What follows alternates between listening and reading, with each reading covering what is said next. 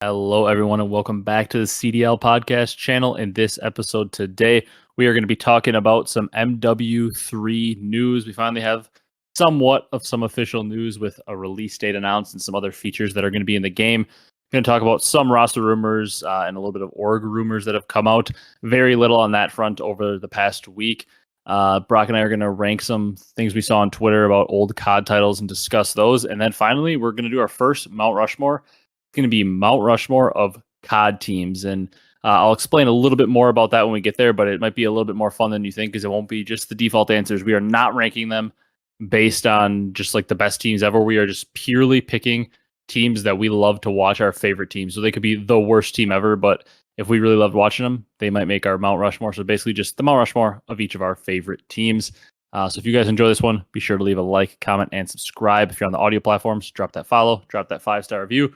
We appreciate all the support. You guys killed it in the last one for an off-season dead time video. We almost hit about 1,000 views on it, so you guys really killed that one. We appreciate it. And without further ado, let's jump into it. Brock, how you doing today? Oh, doing pretty good today. It's a fine Monday. Pretty boring at work. Usual. Yeah. Not much news really for COD-related stuff, and let's get into it. Yeah, there is not a lot out there, especially because we're hearing that all the rosters are finalized except for maybe two, or they have the rumors, but maybe they're not sure, so they're not ready to drop the intel yet. But in terms of new rosters, we haven't really seen much at all. Yeah. I guess the one we heard about was Zuma was saying that he's heard about Abezy on LAT, and that's not at all confirmed or anything. But the current rumored roster we had heard was Cammy, Ghosty, Afro, and Joe Deceives. And if Abezy is going there, that would obviously mean either Cammy or Ghosty would be out because Abezy also plays in AR. I guess my initial reaction was if he was to join the team, I would think it would be for Cammy. Yeah. And I would think they would choose to favor the young, more unproven, untapped potential Ghosty over Cammy would be my thought on it. But I guess I don't know. I would obviously assume it's going to be for one of those two unless they're making somebody make a role change to play a sub if they're switching out Afro or Joe Deceives. Yeah. Yeah, I would say Cammy since, we're still waiting for Cold War Cammy to come back. And Ghosty did at the end of the year at Champs was the best player on the team. Yeah. And seems like maybe has a little bit more untapped potential where Cammy, you definitely think Cammy could be a very good player, but you kind of feel like you've seen his peak. Yeah. Whereas Ghosty, he's very young, hasn't even had technically a full season in the league, so you maybe think there's a little bit more there.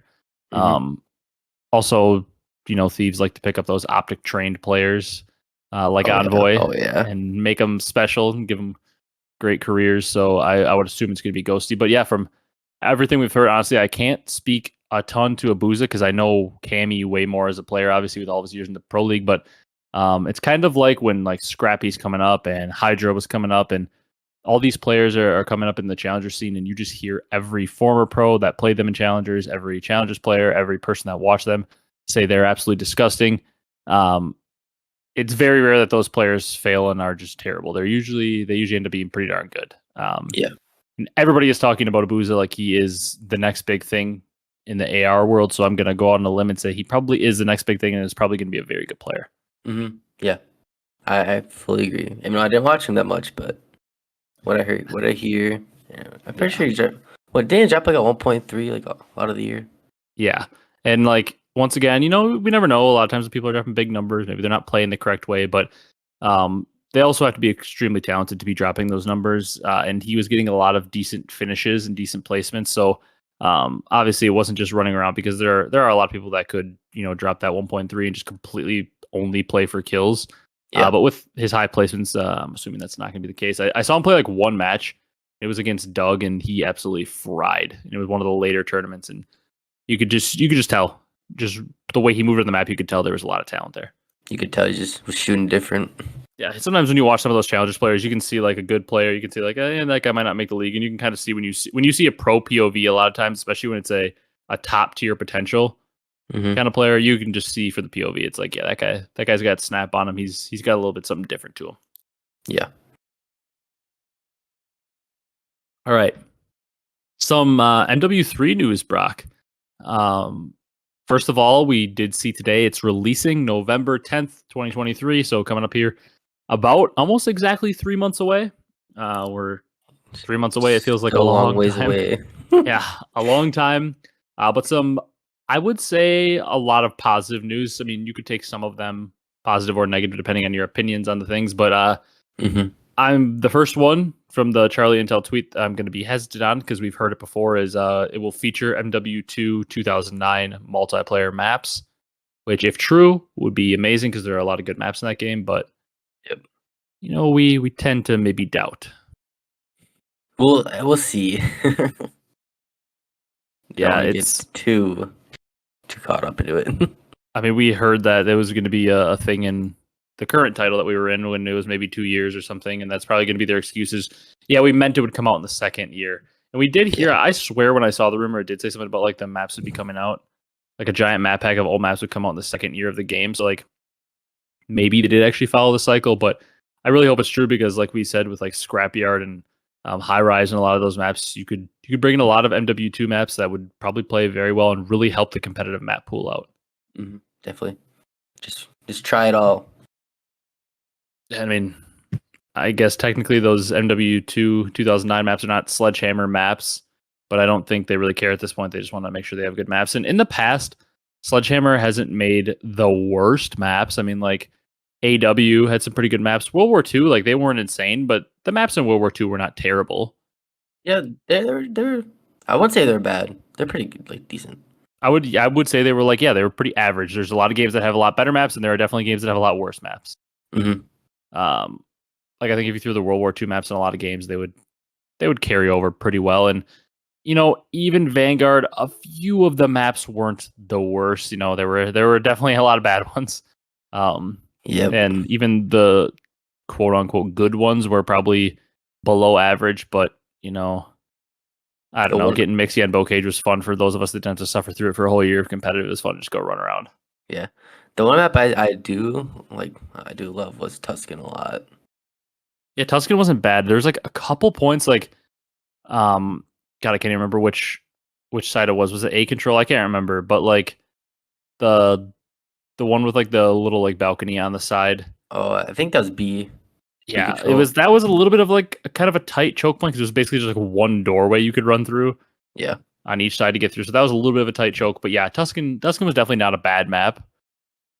So Sledgehammer, in the past has made some decent maps. So maybe make a couple good ones, partner with some old MW2 maps, and we could really see a good map pool for competitive. Another thing, red dots in the mini map and Ninja return. We kind of already talked about this, but also 2 massive W's, especially for competitive. Obviously, red dots in the mini map is a big thing. And in my opinion, Ninja even more important than the red dots. Yep. Ninja is very important. Yep. I'm kind of used to without red dots now, but Ninja, we need that. Yeah, and I feel like, having red dots definitely makes the game better, but I feel like it's more playable to have dead silence and no red dots than it would be to have red dots and no dead silence in the current era of PC.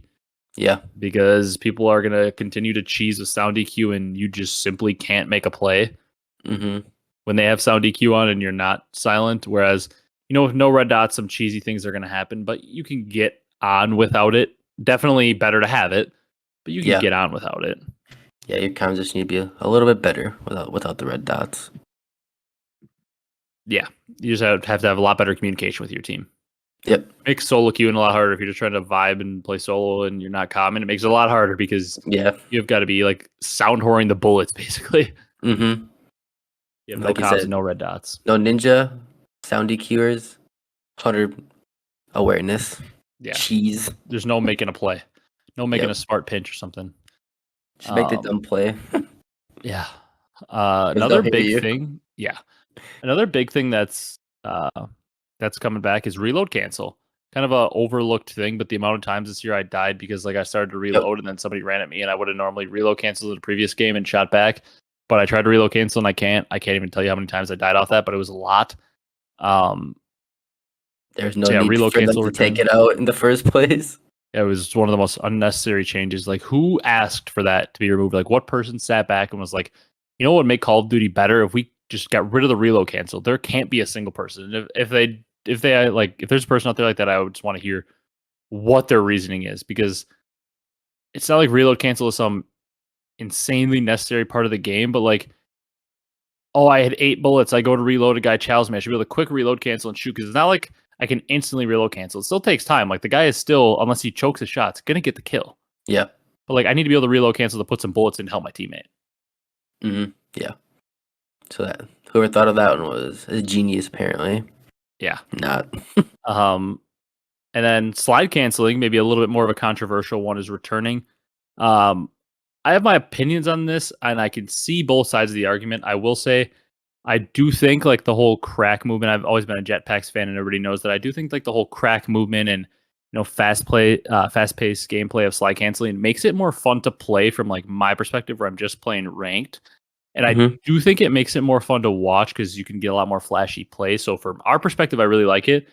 But with that said, I also do understand the perspective of the pro players not liking it because they're playing the game for much longer than I am, 10 plus hours a day. And it's a lot on your hands, a lot more wear on your controllers, your hands, and leads to a lot more fluky stuff, which if you're playing the game in the most pure competitive form for a lot of money and it's your livelihood, I can understand why you wouldn't want that kind of stuff in the game. Yeah. But for a pure entertainment perspective and like my enjoyment of playing the game, I don't mind that it's back. I think it can make the game really fun, especially because I get to use a sub a lot of the time. So I can just like fly around and slide cancel. And it makes the game more fun for me, but I do understand the other side of it. Yeah. I love it. You know my position on it. Are you kind of in the same boat though, where you're like, you understand why from a pro player perspective, you wouldn't like it? Yeah. But like, I feel like they would like it too because they can finesse more as well, even though it's like sometimes it can be fluky. It does feel like in some ways it can add a little bit of a skill gap, and I know people will argue against that and for it, but I feel like a little bit. Adding any kind of, that's why we always saw like in the jetpack era, like the teams with they just would stack talent, and those teams with a lot of talent would win because movement, obviously slide cancel, I don't think is to the level of jetpacks, but like any kind of extra movement skill gap usually adds something to the game that makes the best teams win a little bit more consistently. Yeah. Unless you've got a game like Vanguard where everything else is inconsistent. Yeah. Literally. No, but I see both sides, but I prefer it in the game over snaking. Oh yeah, I'd much rather have a slide cancel than a snake. So hopefully they don't have both because that'd be pretty insane. Yeah. Then the last two notes they had from the Charlie Intel tweet are two things that, I mean, we don't really need to touch on that much because they don't apply that much to us. The war mode is returning, which I believe is that, I could be completely wrong, but is that like a big team battle from Halo? I forget what they call it. Ground war in COD. I think that's kind of the same thing. Ground war? I don't know. It just said war mode will return, and those of you know, if I play pubs, I used to play a ton of pubs back in the day, but if I play pubs now, it's usually just to get some camos for the ranked play guns, and to like learn the maps and learn the game early on. Then I just dive straight to GBs and ranked. So I think the war mode is like ground war, but I mean I could be completely wrong. But that's returning, and then Outbreak Zombies is returning, which I do know. We have one friend that plays a lot of zombies, and I do know from what I thought people enjoyed Outbreak a decent amount. I honestly have no clue, but I know our friend loves zombies. Yeah, and like I thought people liked Outbreak with like the big large scale map, kind of like a battle royale type zombies. But I could, once again, completely wrong because I do enjoy zombies actually, but I play more like custom maps with our friends and stuff, and just like round based. I like round based zombies. I never really got much into Outbreak, but I know for the zombies community at least they do get something. Although it will never be as good as the Treyarch round based maps. Aren't they bringing back the round base in this? I thought I heard that's a thing, but I'm pretty sure that's in the next Treyarch title. I don't think that's this year. Okay. So I was wrong. Okay. So I think that's in the 2024 title, yeah. All right. Then before we get into the Mount Rushmore, we've got two tweets from Mr. Jacob Hale, always providing us with content to talk about here in the podcast. He tweeted two sets of 4 pictures. We'll talk about this one first, and that is he tweeted, "What is the most underrated Call of Duty game of all time?" And the 4 pictures he has listed, I'll read those off and we'll choose one of those. But then if maybe one of us has a different idea of what we consider the most underrated game, we could add it in there. But the 4 pictures he included in the tweet were Black Ops 4, MW3, Call of Duty Infinite Warfare, and then World at War. So let's get your thoughts first, and then I'll give mine. All right, my thoughts are Well, I can't pick Black Ops 4 because I don't know. A lot of people like that game, so it can't be really Yeah. underrated. I think it's definitely the best one on this list of 4, but you're Yeah. right. NW3, I just don't think it's underrated. A lot of people like that game as well. Yeah. And that's So I your can't. favorite. And that's my favorite, so I can't pick those two. So, man, this is kind of tough because I didn't really play either of these. But I know a lot of people love the IW Infinite Warfare, so I will go with that one Yeah. for the jetpacks movement and all that sort.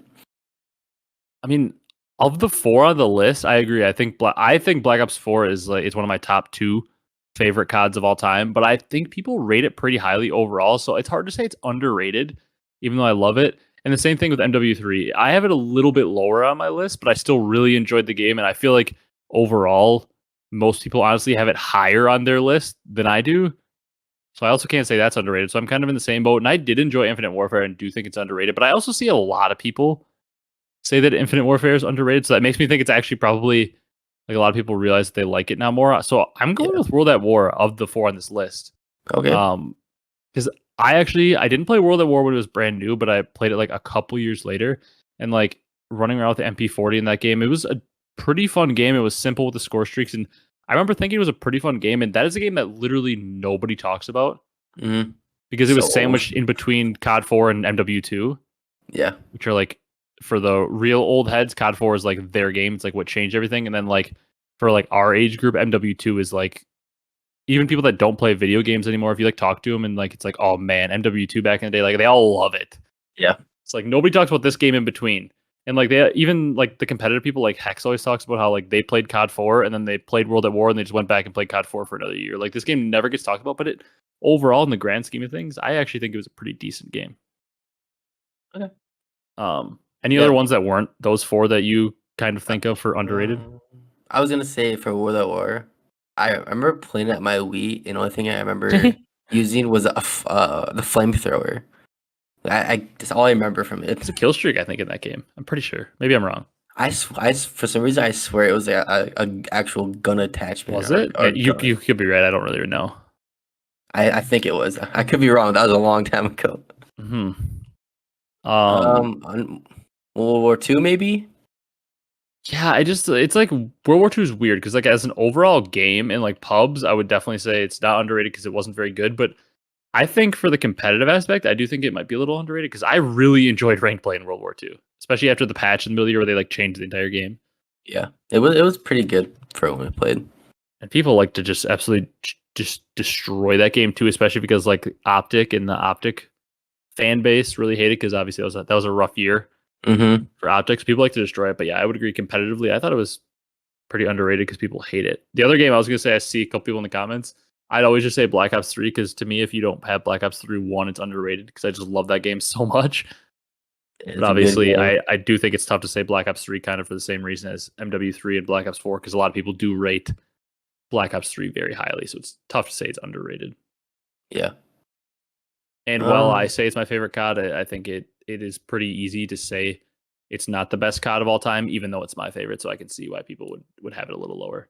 Yeah, definitely. I'm trying to think other ones. Underrated. I also think Black Ops Vanguard's 1 sometimes pretty. gets Oh yeah, underrated. Black Ops 1. It was like my first game really, so I have like a special place in my heart and probably a little bit of a nostalgia bias. But I loved Black Ops 1 and I feel like it gets lost behind 2, 3, and 4.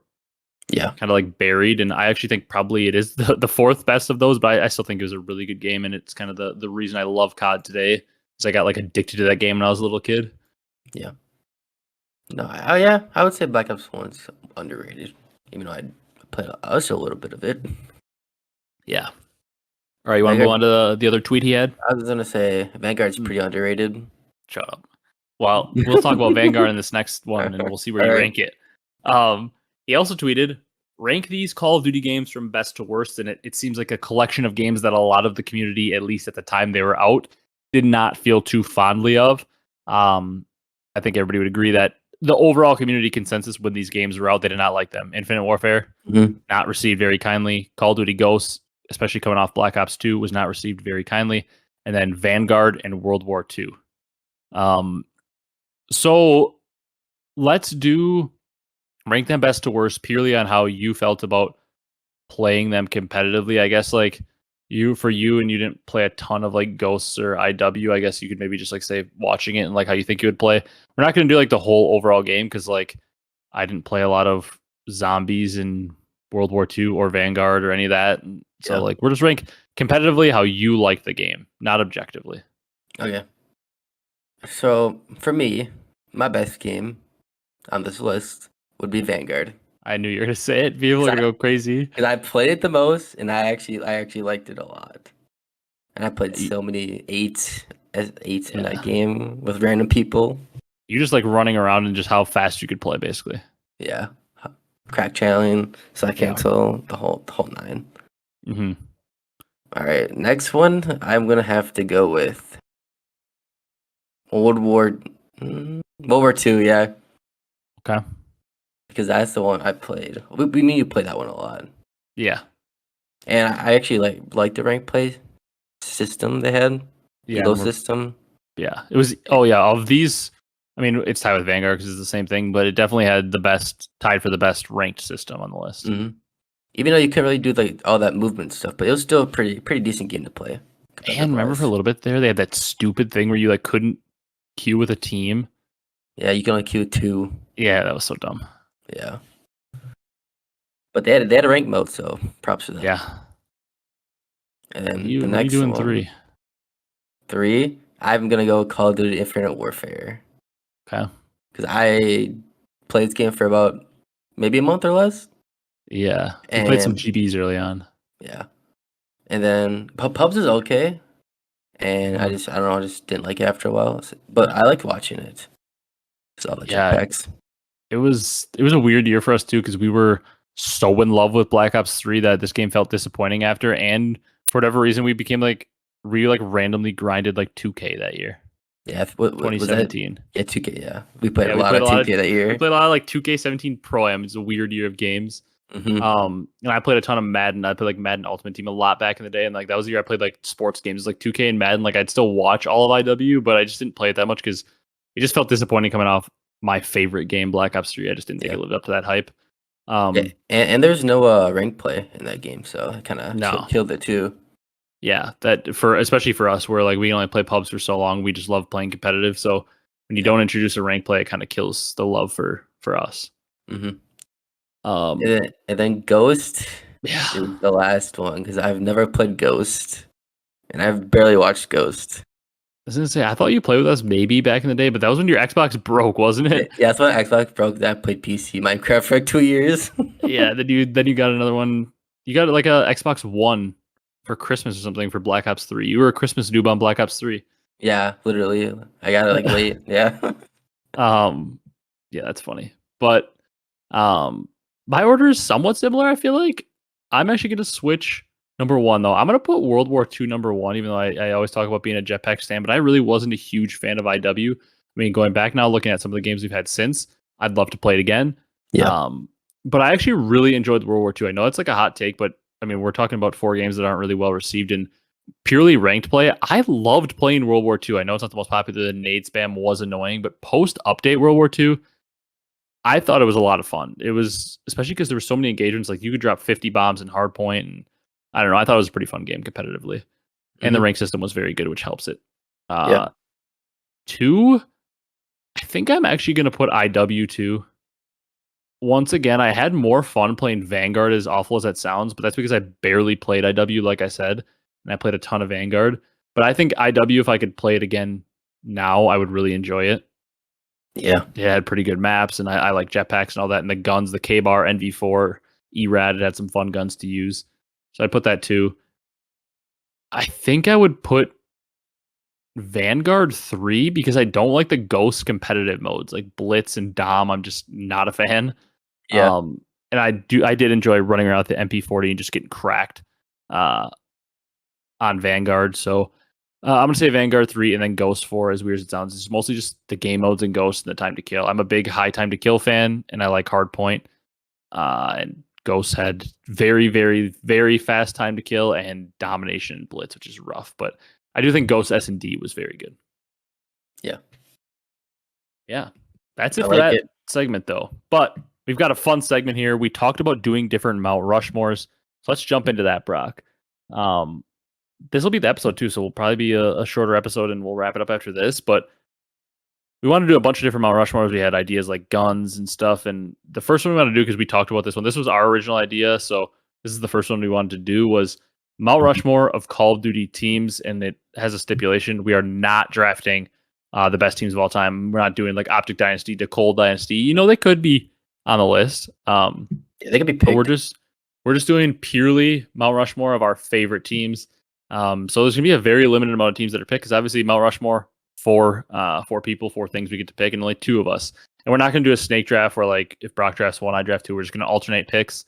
We'll let Brock go first, and we'll just alternate picks. So this could be the most random teams. It's basically any team that you can think of. So if Brock really wanted to, he could say like Black Ops 1 Fear with Moho on it.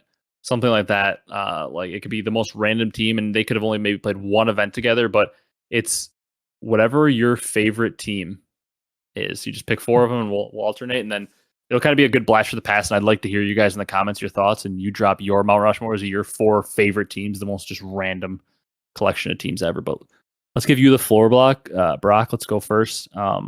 Any game, any team, just say the org, say the players, and we can't do repeats. So, like, if the easiest example is like Optic Dynasty, if Brock's first pick is the Optic Dynasty for his favorite teams, I cannot take that. I could take like the Black Ops 2 Optic roster, but I can't take the Karma Crim formal Scump roster. So you go ahead first. Well, since I did get the first, I will pick the Optic Dynasty. Yeah. As the first one, Scump formal Crim 6 Karma. Yeah, staple. And it makes sense too, because like, especially you were a big Jetpack era watcher. Yeah. And I mean, that was the team for the Jetpack era. And I mean, that's the community's first pick, I gotta believe. Yeah. Mm-hmm. I guess if you're going with the Optic Dynasty, I'm gonna just lock them up right away, because I have to go with an Optic team, because once again, coming up, it seems like everybody is an Optic fan when they first get into COD and stays an Optic fan, or like they get in because they saw an Optic video and then they like choose their team after that and they like switch to a different team. But this was one of the first teams that really got me into competitive, because I remember like seeing Black Ops 2 champs videos when I really got into competitive, and I was seeing this team, and it was that Optic Black Ops 2 team. Big Timer, Merc, Gump, Nade Shot. That team, I'm going to put them on mine, because that's one of the teams that got me into competitive Call of Duty, and they were super entertaining, making a ton of content, and I really enjoyed watching that team back in the day, and I was a huge Big Timer fan. He was like my favorite player on the team originally. Big T. Yeah, so I'm taking them, just so you can't double up on Optic and take them all away from me. All right. Next one. This might be a out of left field, but I'm doing Black Ops 4 Genji with Envoy, Major Maniac, Mox, Havoc, and Nagafin. Oh, that's a team. I liked them back in the day too, though. That's a team right there. They're pretty good. They were good, but when it mattered most, they choked a lot of times. Yeah, they were good. I was looking forward to watching them in person at Black Ops 4 Champs, and then they forgot to show up. Yeah, they did not win a series in group play. That still to this day is probably an upset people don't know about. That is still to this day, though, probably like the biggest upset, if not, it's one of the biggest in COD history, or in COD Champs history. The fact that, I mean, they were probably the third favorite team headed into Champs. Yeah, they were good. Probably behind the two teams that made the finals, United and Thieves, because they had traded, event wins. They were probably the two favorites for sure. Yeah. But third was probably Genji, because Optic wasn't super hot coming to that event. They were probably more like fourth or fifth. So I think Genji was probably the third favorite to win the tournament, and they didn't win a series. Mm-hmm. Yeah. But that team was just fun to watch, and you got, good old player, Mr. Typical, Major Maniac. Yeah. They're also fun too, because like they weren't a collection of players. Like when you saw like the Thieves team with, Kenny, Octane, Slasher, Priesta, Enable, like all-time, great players, and obviously the Optic team with your Scump, your Karma, your Dashy, your Crim, those guys, and the United team, Simp and Abezy, just doing insane things. Arcitys, Clay, a lot of all-time goats, but Genji was more like a collection of more random players that weren't as accomplished. Mox, Nagafen, Havoc, Major Maniac, Envoy, like their debut really onto the scene. So like that, they were really fun to watch because of that. Like it was just such a different crew. Yeah, they were kind of out of nowhere, and they're really good. Yeah, they got a couple seconds, didn't end up winning an event, but they were definitely always one of the top contenders. Every time you went to an event, you knew that they had a good chance at a top 3 finish. Yeah. Mm-hmm. Man, you made me. I guess I'll just stick with one of the players. I'm gonna go mostly because of one of our friends, but I loved watching this team. I'm gonna go with Black Ops 3 Elevate. That's And the a good roster, one. they had a couple different iterations of the roster. So I'll say the one that I'm picking is Aqua, Facento, Naga, and Fellow. So one of our friends, his favorite player all time, he would always use the PO6 in Black Ops 3 ranked because of him was Nagafen. His name in my phone is still saved as that because I saved it as that back in the day and just never changed it. So sometimes I get a text on my phone that says Nagafen on it. That team was electric though. It was so fun to watch because they were so good at search. They would just like never lose one, and then they would like always win their CTFs. And like every hard point would be like Nagafen, Fellow would sometimes pop off, but like Nagafen and Facento would be like 0.6 but getting hill time, and then like Fellow would be having a decent game, and Aqua would be dropping 50 every hard point for them to win. Yep. Aqua was a beast on that team, and they were so fun because like they were once again the team that online wouldn't play that great, great, and they get to LAN top 4 guaranteed. Mm-hmm. And they were a fun team to watch. Like they did flashy stuff. Nagafen was running on walls. Fellow was like a young cracked sub. They were so fun to watch. Yeah, I'm just saying, yeah, literally. And just watching them. They got incredibly close to they were coming off like a lot of those players like Naga and Facento and them were coming off a second place at champs in AW going into that year, and when they were on Team Revenge, and then they kind of carried it forward and had a really good year, and they finished second at a few events, lost to Optic in some finals, and they were very close to making finals of champs that year. They ended up losing to Splice in losers finals, and they got third at champs as well. Very good squad. Yeah. Where you going next? All right, my next team is Red Reserve from World War II. Oh, Joe rated 0 scraps. This team, don't know how they would get outslayed, but still won the map. The underdogs, dude, every time. Yep, I love that. I love watching this team.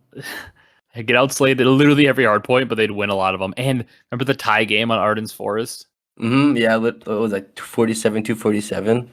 Like in the P1, the little like cave on the side. Yeah. And they ended up losing after that, but they like thought they won, but it was actually a tie because the timer ran out. Yeah, that team was fun though, and they had like Optic. You just gave Optic fans PTSD.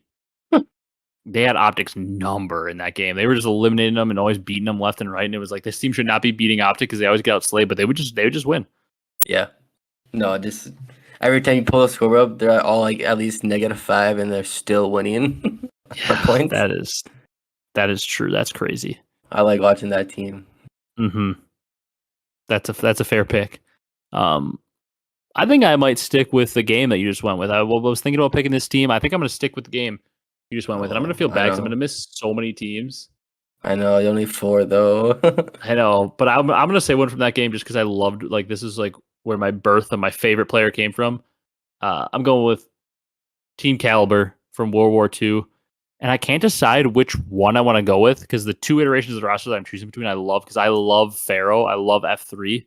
So I love the second half, and I really am always been an Enable fan. So the Accuracy, Kenny, Enable, Pharaoh second half team I really like, but I also like the first half because I love Chino. So Accuracy, Kenny, Chino, and Theory. I think I'm gonna go with the second half just because I do love F3 a lot. Yeah. So that second half of the year, they did win an event. They got second at champs. Although you could say either one. I love Chino and those guys as well, but I'm gonna go with the second half one. Kenny, Accuracy, Enable, and Pharaoh. Mostly because Accuracy and Kenny are 2 of my favorite players all time, and it kind of started here with this team. They were like, I remember they were the team in like the 2Ks back when we still had those before the first LAN. Like Optic was playing really well and stuff, and people were just like saying like, Optic's probably gonna win the first event because it's Optic and they're coming off their champs win. And TK kept doing really well, and everybody's like, yeah, they're onliners. Like Accuracy, Chino, Theory, and Kenny. Like this team's just a bunch of onliners, and then they ended up going back to back. To start the year, and I was a really big fan of Kenny because he was the best player in the game at that point. Accuracy was also gross, so I was a big fan of those 2 ever since then. So I love that TK team, either iteration, really, you could say. But I'll go with the second half to make my official pick. All right. I like that shout, Team Caliber. Yeah. Legendary org too. It is. Man, I don't know. I don't know to pick from my last team. Your last team. So many more I want to pick. Yeah. All right, I'm doing it. LA Thieves and Vanguard season. Wow. Jazza Kenny Octane Envoy. Hmm. Man, this team, I don't know. After they got through their bumps and bruises in the road, the teamwork I just love so much of how these work so well with each other. Man, I just can't think. Yeah. Octane double donuts, still win champs. Impressive. Yeah. That was impressive. The double donuts against Faze, right? Yeah. Hmm. Yeah, man. I just love watching that team. They were pretty damn good at the end too. Yeah. And You're not wrong. they got the YY man, Kenny. They did have the GOAT Kenny. Me and him got the same problem with the YY. Yeah. Yeah, that's a fair shout. I'm trying to figure out who I want to pick for my last team. I have it in mind. And I'm pretty sure this was an iteration of the roster. But I'm trying to think of the exact iteration because oh man, I think this is an exact iteration of the roster. I can't remember correctly. But I'm going with Optic Nation from I think the roster I'm thinking of was from AW. I could be wrong. But I'm thinking of with Bows, No. Ricky, Miracles, and Killa. So at one point they also had Nameless, but I'm pretty sure those four overlapped. I think they did. I think it might have been an AW, but Bows, Nameless, or Bows, Ricky, Miracles, and Killa, or you could substitute Ricky or Nameless, either one. But mostly because I'm a huge Bows fan. I loved Bows back in the day. I love Killa. I think he's hilarious. And I was always a really big Miracles fan because I remember that was I talk about it a lot, but that was the first time I really ever remember watching competitive when I was homesick one day and I randomly found Black Ops 2 Champs highlights. I was watching and I'm like, this Miracles dude is disgusting. Yeah. So I was always a big fan of his. So the Miracles, Ricky, Bows, Killa, or Nameless instead of Ricky, whatever one you want to go with, but mostly because of Bows, Miracles, and Killa, that Optic Nation team is always so fun just because that is a hilarious team. Killa and Bows is just content. On the same team. They're just hilarious. And they were actually not bad. They had some good placements. I think I'm gonna look up the AW champs placements, but that whatever Optic Nation was, I'm pretty sure they got third at champs. Really? I'm pretty sure. I know they finished ahead of the main team, who got seventh. I'm looking it up. That's a straight vibe team. They shoot the shit. Am I thinking of the wrong game? Was it not? Was it Ghost? Because third was Faze Red. Third was Faze Red at champs. No, that's what I'm thinking of. Prophecy, because Bows was on the Optic roster for AW Nation team was Karma was on it and they finished terribly. I'm thinking of the wrong team. They were on Prophecy at the time. It was Ricky, Bows, Classic, and Mochilla. I remember Bows took a good placement at AW. He took higher than the main team. He took fourth at AW champs under Prophecy with Ricky, Mochilla, and Classic. What a weird team. Yeah. But I think the AW or the Optic Nation team was Karma. Yeah, they finished top 16. TP, Karma, Killa, and Miracles. But yeah, that team with Bows and Killa, I loved that team. Yeah, definitely. Any other random teams you just didn't include in your list that you want to shout out? Yeah. Which ones? Black Ops 3 Dream Team with Killa. Oh yeah. Extender, Diabolic, and who was the fourth? Chino, Money Cheen. They got that second place. They did. Pretty sure they lost to Nameless in the finals. LG. Or they beat LG in the semifinal, one of the two. No, I think they played Envy or Optic in the final. I think they lost to Envy. Yeah. That was a fun team to watch. Yeah, that one random event when they just made a run to second place. Yeah. That's probably Killa's last big run at a tournament in his career. Yeah, probably actually. Because I remember he got suspended in World War II, and I don't really think he was on any crazy teams after that. Oh, I'm trying to think of other random teams I liked. I mean, the obvious shout for me is I really liked Farico Impact in Black Ops 2. All the clips from that team are hilarious. That's a good one. You can always shout out the Cold Dynasty, another fun team.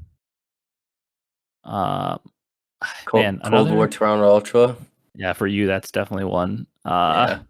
I really liked, like, as weird as it sounds, I really liked the World War II EG team that won champs, but I didn't like that iteration. I like loved the early iteration because I was always a big Aches and Enable and Apathy fan, and I Mm-hmm. also didn't mind Nameless. So like when that original roster formed, they were horrible, but I really liked that because I was always just a big Aches, Apathy, and Enable fan. The three of them together, I was like, I kind of like this team. And they ended up being horrible, and then I was glad they went on to win because I'm a big Aches fan.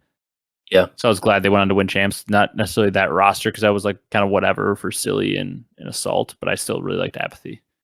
Yeah. That NVT for Black Ops 3 also, speaking of Apathy, that was I know you hate John, but that was a fun team to watch. They were very good. Yeah, I like the three players on that team. The Splice team from Black Ops 3 that won. They won the tournament, right? True. They were fun. Yeah. Well, they won an IW. They IW. got second at champs in Black Ops 3 though. Yeah. With Bance and Zero and those guys. They in IW though, they were like the first EU team to win the international event. I think it was stage 1 playoffs. I think that's what it was. It was one of the playoffs. That team, yeah, very good. Yeah. I remember. Oh, I got one. What team was it in? Actually, one random team I really liked was Team Singularity, and literally only for Black Ops 4 champs because I was hyped watching Kleenex pop off, and then obviously Kleenex and Insight were in the team. They went on to be insane, but I remember like that was one of the most energy I've ever felt in a building for a non-Optic match when we were watching Aches and Envy play against that Singularity team, and Kleenex was popping off on Arsenal. That's like some of the most energy I felt in a building, and it felt like we were watching the birth of a career. And clearly we were because Kleenex is now one of the better subs to play over the last 5 years. Yeah, just that one tournament propelled. Crazy. It's crazy how you can take advantage of a moment like that. Mm-hmm. Change the trajectory of his life really because he took advantage of that one champs opportunity. Yeah. Same with Insight. Yeah. Mm-hmm. It's just crazy how life works like that. Yeah. What's your other team? The Rise Nation team from World War II with TJ. Oh yeah, the Slasher one or Methods one or the first one when they won. So Methods. That's what Methods, I think. Methods, Looney, Gunless, and Tej. Yeah, I just remember Tej is absolutely popping off every map. Oh, he was crazy in that game when he dropped like 62 for the L. He was crazy. Yeah. You made me think of just classic teams because I'm a big classic fan. And the most random team I thought of was the Cold War Surge with Gunless and Octane and Prestigian Classic. That team was awful until they got to land, but they were actually really good on land at the end of the year, and I really liked them. But also, like, I really like that AW team when it was Kyler, Hook, Classic, Slasher, and Temp. That was a really fun team. They got a lot of second places.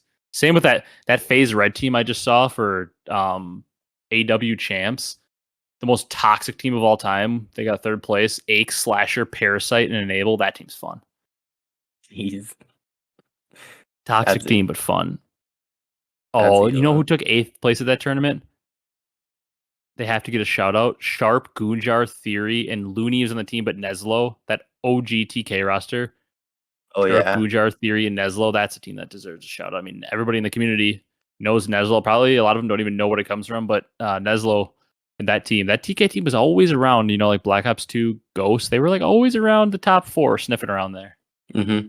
Yeah. They were a good team. Goonjar was nuts for a little bit there. Yeah, definitely. Trying to think. I got one more. All right, then we'll wrap it up. Black Ops 3 Rise Nation was Slacked, Classic, Octane, and Looney. Another fun team. They were another team they were so good in the beginning of the game and then kind of fell off towards the end. Yeah. I'll never forget that round 11, game 7 against Optic on Infection when, who was it, Looney didn't use his heat wave on Formal or whatever in the back house. Yeah. Would have had like a guaranteed free kill. They probably would have won the tournament. He just like forgot to use it. Man, how do you... Crazy how things could change too, because Optic doesn't get that event win. Rise continues the momentum, and maybe the whole year goes a little different. You never know. Yeah. Or I got one more. Any of Doug's teams I like. Yeah, okay. That is our cue to wrap it up. But true, dude, one random Doug team I liked was Lighting Pandas actually in World War II when he was on there for like a tournament with like Royalty and Exotic. Oh, yeah. That team was, he knocked out Faze that tournament. Good old Doug. Yeah.